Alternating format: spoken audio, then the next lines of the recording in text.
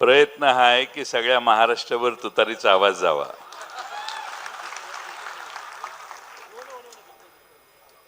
आपल्या सर्वांचे लाडके युवा नेते संदीपभाई नाईक,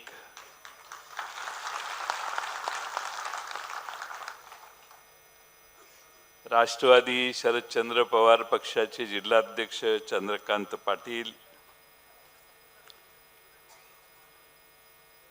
महिलांच्या अध्यक्षा सलुजाताई सुतार, भावनाताई घाणेकर, वंदनाताई राजपूत, विलासराव हुले पाटील, संदीप सुतार, दिलीपराव चव्हाण, रुपेश ठाकूर, JD सुतार, वैभव नाईक, रवींद्र इथापे, दशरथ भगत, मेघा शुभांगीताई पाटील, नेत्रा शिर्के, संपत शेवाळे, श्याम महाडिक, भरत नखाते, भगवान ढाकणे, विजय घाटे, सूरज पाटील, अमित मेडकर, शिल्पाताई कांबळे, विनोद म्हात्रे, जयाजी वाघनाथ, अशोकराव गुरखे, प्रदीप गवस, निशांत भगत, रुपालीताई भगत, सौ काशीबाई भगत, विजयंती भगत, मीराताई पाटील, माधुरीताई सुतार, सुजाताताई पाटील, पूजाताई मेडकर, जयश्रीताई ठाकूर, विवेक पाटील, रोहिणी शिंदे, श्रद्धा गवस, व्यासपीठावरील सर्वच मान्यवर आणि संदीप नाईक यांच्या या निर्णयाला पाठिंबा देण्यासाठी आलेले आपण सगळे, नव्या मुंबईतील हजारो इथं एवढेच आहेत पण बाहेरही एवढेच आहेत, ते सर्व मान्यवर आणि बंधू भगिनी, आज मला इथे येताना मनापासून आनंद होतोय. यापूर्वी नव्या मुंबईत यायचो त्यावेळी आपलं काहीतरी हरवलंय असं सारखं वाटायचं मला. आज आपलं हरवलेलं गवसलं याचा आनंद मला होतो. आपल्या सर्वांच्या ताकदीचा परिचय मला आहे. आपण किती समर्थ आहात याची मला चांगली जाणीव आहे आणि तुम्ही मनात आणलं तर बेलापूरचा आमदार आपण विजयी करू शकता याची मला पूर्ण खात्री आहे. संदीप भाईंनी आपल्या सर्वांना सांगितलं त्यांचे तिकडे गेल्यावरचे अनुभव. हे आपली अनुभव नाही आहेत. जेवढे म्हणून तिकडे गेले त्या सगळ्यांना या अनुभवांचा सामना करावा लागतो. ही कहाणी नवी मुंबईमध्ये सुरू होते, ती महाराष्ट्रातल्या अनेक जिल्ह्यांमध्ये जाते. काही महिन्यांपूर्वी लोकसभेच्या निवडणुकीच्या आधी माढ्याचा निर्णय करताना विजयसिंह मोहिते पाटील यांची देखील अशाच प्रसंगाला तोंड देण्याची पाळी त्यांच्यावर आली. मी अशी अनेक उदाहरणं देऊ शकतो की ज्या ठिकाणी दिलेल्या आश्वासनापेक्षा वेगळी कृती झाली आणि अतिशय खंदे कार्यकर्ते, खंदे नेते यांना दुर्लक्षित करण्याचं काम तिकडच्या बाजूला झालं. आणि त्यामुळं स्वाभिमानी कार्यकर्ता, ज्याला स्वतःचं स्थान माहिती आहे, तो कार्यकर्ता तिकडं राहणं जरा अवघड आहे. आणि त्यामुळं आज असंख्य कार्यकर्ते सतत संपर्कात आहेत, अनेक नेते संपर्कात आहेत. महाराष्ट्रातले अनेक कार्यकर्ते जे पलीकडे अस्वस्थ आहेत ते इकडे येण्यासाठी उत्सुक आहेत. आता आज मात्र संदीप नाईक यांचा आणि माझा थोडासा संपर्क झाला होता. संपर्क होत असताना त्यांना या पक्षामध्ये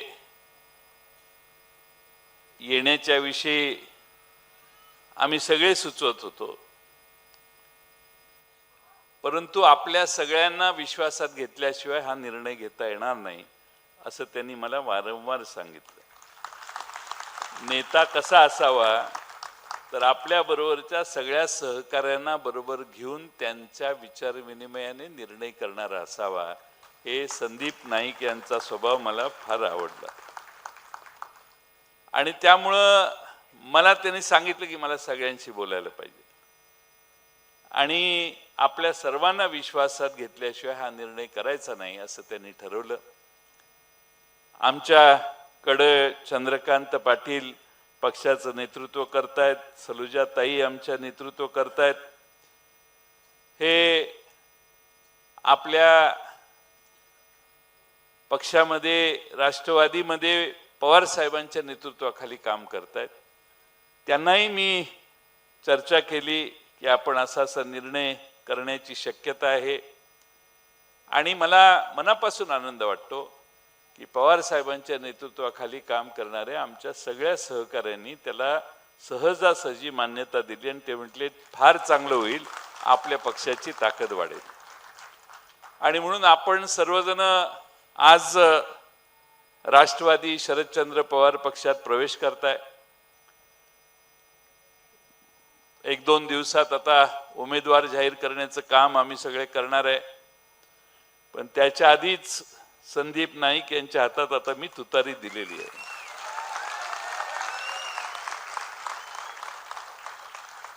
संदीप नाईक साहेब, या तुतारीचा प्रभाव महाराष्ट्रात दिवसेंदिवस वाढतोय. चंद्र कलेकलेने वाढतोय, पण तुतारी आमची त्याच्यापेक्षा स्पीडनं वाढते. आणि शरद पवार साहेब, मी नेहमी सांगायचो की शरद पवार साहेब जिथं उभी राहतात तिथून लाईन सुरू होते. हे महाराष्ट्रातल्या अनेक मतदारसंघातलं चित्र आज तयार होते. आणि म्हणून लोकसभेला पवार साहेबांनी फक्त 10 जागा घेतल्या. आघाडी व्हावी म्हणून थोडासा जास्त त्याग करण्याचं काम पवार साहेबांनी त्यावेळी केलं आणि 10 जागा निवडताना जवळपास 9 जागा, 9वी आमची शशिकांत शिंदे आज येऊ शकले नाहीत, गावाला गेलेत, जवळपास 9 जागावर आमच्या पक्षाने, राष्ट्रवादी काँग्रेसनं आपल्या पक्षाने जागा उमेदवार निवडून आणण्याच्यासाठी आत निवडून आल्या. 9वी थोडीशी चिन्हाच्या घोटाळ्यांनी पडली. म्हणजे पवार साहेबांनी, आमच्याकडे कुणी नेते नव्हते, सगळे नेते आमचे पलीकडे गेले. सगळे होते त्यावेळी 4 खासदार होते आणि सगळे गेल्यानंतर आमच्याकडे 8 खासदार आले.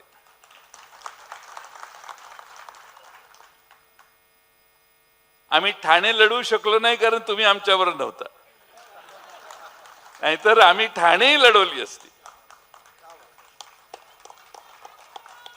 आणि म्हणून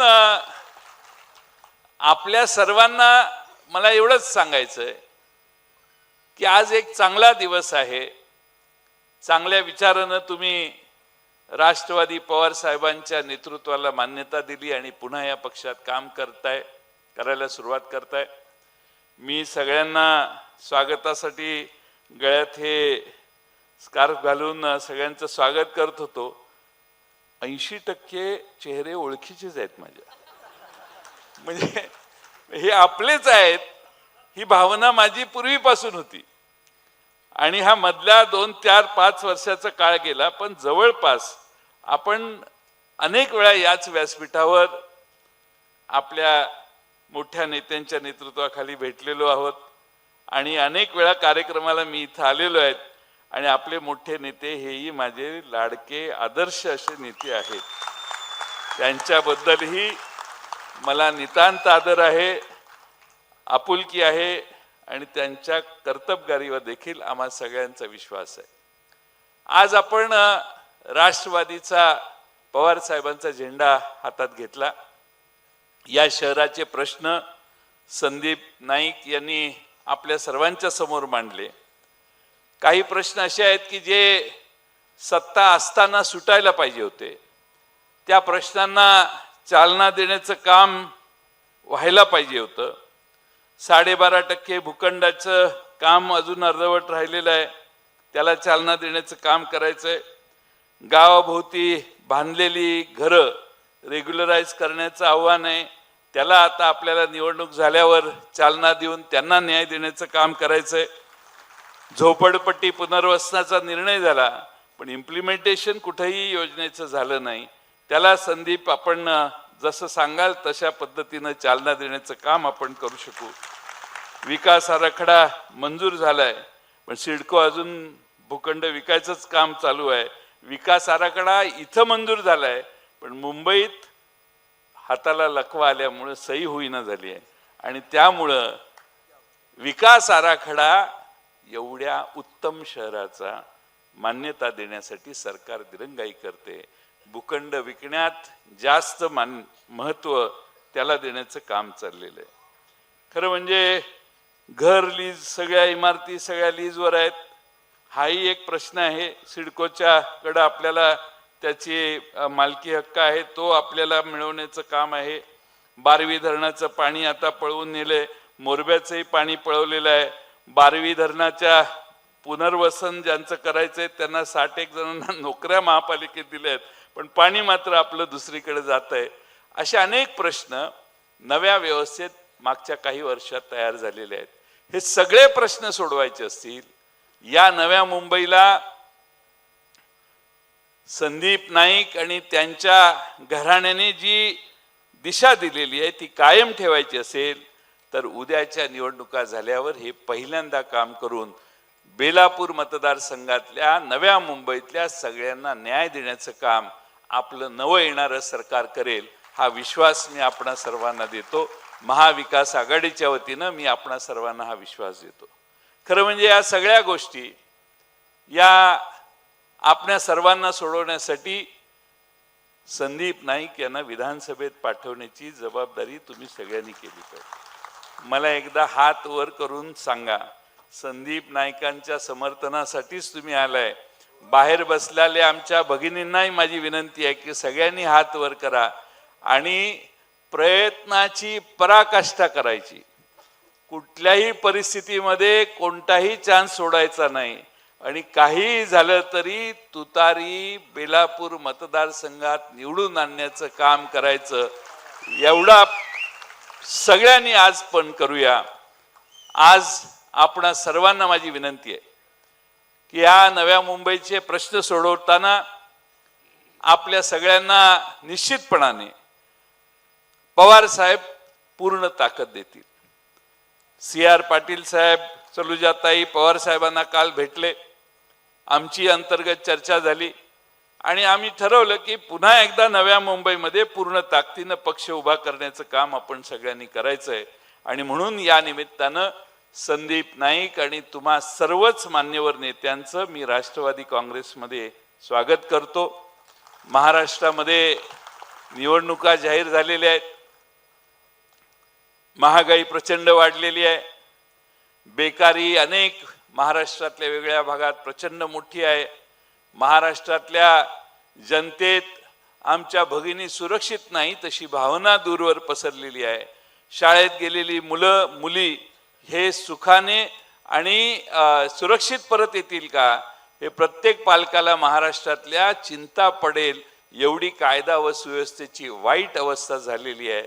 भ्रष्टाचाराबद्दल मी बोलून तुमचा वेळ घेत नाही, कारण सगळ्या महाराष्ट्राला माहिती आहे की किती पराकोटीला या महाराष्ट्रात भ्रष्टाचार आज पोचलेला आहे.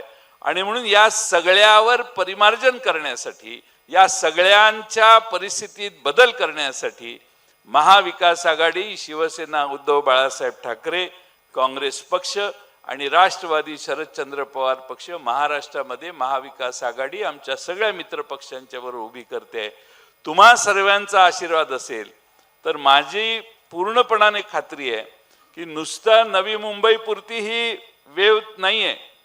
नव्या मुंबईमध्ये सातारा, कोल्हापूर, पुणे इकडं खानदेशामधले मराठवाड्यातले अनेक लोक राहतात.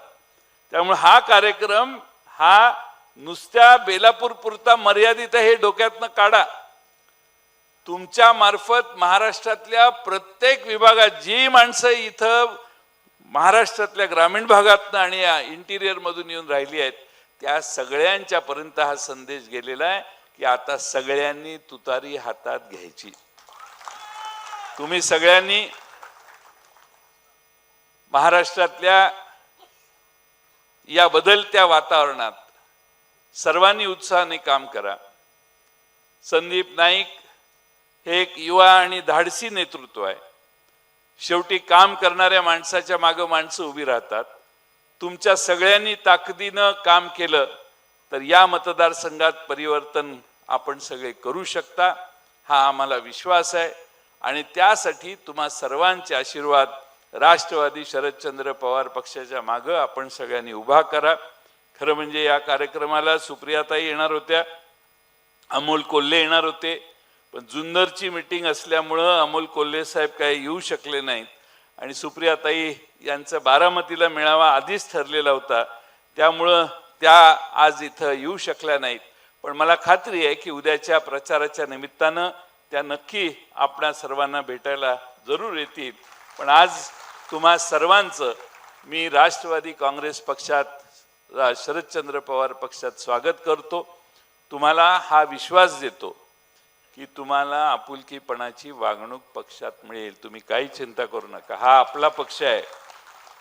हा आपला पक्ष होता आणि आता हा आपला पक्ष झालेला आहे. इथं परकेपणाची भावना तुमच्या कुणाच्याही मनात येण्याची आवश्यकता नाही.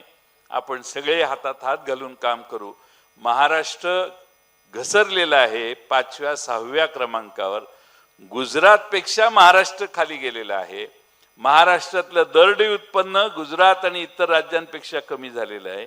महाराष्ट्रावर जी संकट आलेली आहेत वेगवेगळ्या प्रकारची त्यामधले प्रश्न सोडवण्यात सध्याच्या सरकारला अपयश आलेलं आहे. आणि म्हणून तुम्हा सर्वांच्या ताकदीनं पुन्हा एकदा महाराष्ट्र देशामध्ये पहिल्या क्रमांकावर आणण्याचं काम करू. मी या नव्या मुंबईत जवळून बघितलंय. अगदी पाणी देखील वापरलेलं पाणी पुन्हा साफ करणारे प्रकल्प मी इथे येऊन बघून गेलोय.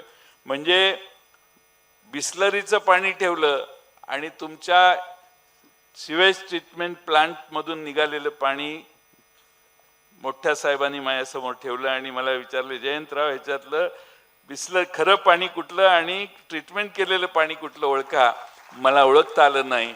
ही तुमची काम करण्याची पद्धत आहे आणि म्हणून आपण पूर्ण ताकदीनं या आदर्श महाराष्ट्रावर पोचतील असं काम करूया. आणि न्याय द्यायचा असेल तर तो शरद पवार साहेबच देऊ शकतात हे कधीही विसरू नका. तुम्ही ज्या पक्षात होता त्या पक्षाला मला काही बोलायचं नाही, पण न्याय तिथं मिळू शकत नाही हे उरलेल्या सगळ्यांना सांगा. आणि माझी विनंती आहे की पूर्ण ताकदीनं आपण सगळे एकत्रित काम केलं तर पवार साहेबच न्याय देऊ शकतात. आणि पवार साहेब हेच आपल्या सगळ्यांचं घर आहे हे कधी विसरू नका. 84 वर्षाचा नेता महाराष्ट्रभर पायाला भिंगरी लावून फिरतोय. त्या नेत्याच्या पक्षात तुम्ही आलेला आहात. कष्ट करणाऱ्या नेत्याचा हा पक्ष आहे. या नेत्याच्या मागे तुम्ही सगळे ताकदीने उभा राहता याबद्दल तुम्हा सगळ्यांचं आणि संदीप नाईक यांचं अभिनंदन करतो आणि माझे 2 शब्द पूर्ण करतो. धन्यवाद.